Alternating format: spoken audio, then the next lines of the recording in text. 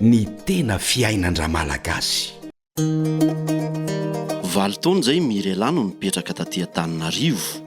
Avany Atsimo-Atsinananany ny fiaviany. Ankehitriny izy dia moniny Atsilahambato, miaraka amin'ny vady aman-janany. Izy indray no arahintsika eto amin'ny tena fiainandra malagasy anio. Mirelano ianarako aho manao vady aman-janaka aho. Zaho sy avy ety fa olona avy any lavitra koa aho. Zaho koa sahirana amina fivelomana. Masaka rano ny asako. Ao manofa trano foana teto izay dia efa teto izany nahazatrana. Amin'ny 5 maraina Mirelano mifono karakara ny sakafo sy ny ankizy andeha hianatra. Rehefa vita izany dia mandeha miasa matsaka rano satria izay moa no asa fivelomany. Amin'ny 5 aho dia efa mifoha mahandro sakafo ny mpianatra. Vao mifoha aloha zaho dia mahandro sakafo ny ankizy mandeha mianatra. Dia manao akanjon'ny ankizy dia mandeha matsaka rano. Izay ny asako ilay vao mifoha. Miditra amin'ny 7 sasany dia manomboka amin'ny 9 sasany izany aho magnano sakafony sy ny fitafin'ny anana. Dia mba lasa izy amin'ny 9 sasany. Eo aho manao raharaha mandeha matsaka rano, mitona rano. Valo aho dia efa mahavita fasakana rano la sendra sisy karama. La misy moa izy dia any amin'ny 10 agny vao miala eo amin'ny fasakana rano, mitona rano. Mahandro sakafon'ny mpianatra indray dia izay. Dia manasa lamba la misy sasa lamba atao. Na dia eo aza ny fahasahiranana dia miezaka ihany Mirela mandefa ny zanany any an-tsekoly.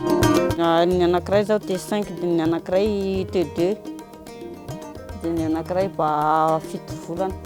Miasa mianatra toy ny vazaha amin'ilay aninato mandoa 5 000 isa-bolana. Ohatran'ny hoe magnampy ny olona sahirana koa izy. Fagnampiana ny olona sahirana izany eo amin'ny vazaha dia manatoko sakafo izy. Mihinam-bary ao amin'ny atoandro. Manodidina ny 3,000 eo ny vola azon'ny Mirela isan'andro, izay zara raha azahoana sakafo kely ho an'ireo ankizy. Matetika aza moa dia tsy mahita ka zara raha mihinana indray isan'andro. Tena sy ampy aloha na izao amin'ny fiainana izao tena sy ampy ivelomanay satria indraindray aho mahita 3,000 ny vola hitako ny ray andro sy ampy ivelomanay mihitsy. Raha ohatra sy mahita izany dia eo ianao sy mihinan-kanina amin'ny atoandro dia miafy amin'ny hariva vao mihinam-bary. Hatreto aloha izao mbola sy mahita fa la mahita be moa sy sovana hafa zavatra hafa natao fa mbola sisy hafa azo. Ambonin'izany anefa mbola mandofa trano ihany koa i Mirela isam-bolana, izay tena mampiferony anazy tokoa satria mazana dia tsy voaloha izany. Trano-nay izao 3 alina dia n'ilay ziro 2 alina. Tena manahirana misy aloha e. Izay aloha dia tena marina tena manahirana ilay izy satria indraindray sy mifanaraka an'ilay randozana hofa-trano sy ny ziro ilay anina dia manjary nay tompo-trano ary lasa tezitra be indraindray. Tsy maintsy misy foana hoy Mirela ny fahasamahefana eo amin'ny fiarahamonina. Ny samy sahirana no mety mba mifanampy hoy izy satria ireo no mitovy fari-piainana aminy.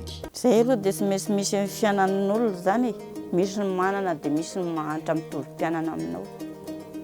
Mitovy mpianana aminao mba afaka manavitra anao ihany la efa anina moa sy mitovy aminao ve manavitra anao eo fa dia mitovy anina aminao ihany manavitra anao. Na dia efa sahirana mafy aza nefa Mirela dia mbola misy ihany koa ireo mpangalatra maka sy mandroba amin'ny vola kely izay mba azony. Ireo mpitandro ny filaminana raty eo toa tsy mba mijery izay sahirana fa izay efa manana ihany no arovany. Ilay aloha izao dia efa vony izany ny tato e. Zavatra tahotra vola tahotra ny kely avy nataony nasaka nangalarin'olona. Efa vony izany izay tato fa izay la ahoana fa fiarahana izay dia sy misy amin'ilay anina. Sy misy fandray-pahalemana kely. Nangala ala sy botiboty madinidinika aloha dia tsy misy. Dia aty aloha dia onjony samborery.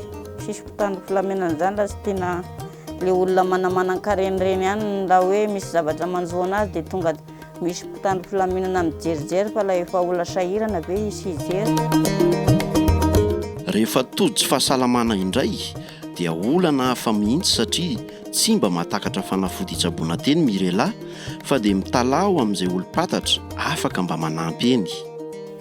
Resaka fitsaboana aloha izao dia tena ohatran'ny hoe sy mandeha dokotera satria ny ento manana tsy misy.